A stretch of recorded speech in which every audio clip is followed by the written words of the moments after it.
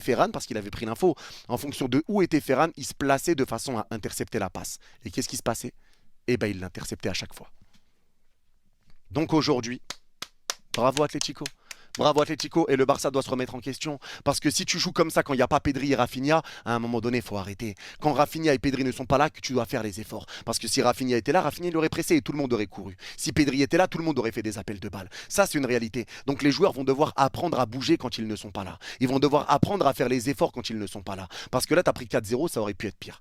Ça aurait pu être pire. En plus, tu termines avec un carton rouge sur Eric Garcia. Ça aurait pu être pire. Mais aujourd'hui, ce match du FC Barcelone a été désastreux. Mais grand bravo à l'Atlético Madrid et grand bravo à Simeone qui ont sorti une masterclass avec ballon.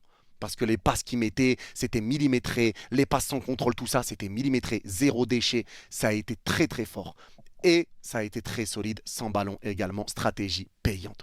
Payante comme jamais. Bravo. Et une deuxième mi-temps, ça a été plus calme. L'Atlético s'est un petit peu géré. Le Barça essayait, mais ils n'arrivaient pas à être dangereux, mis à part le but refusé.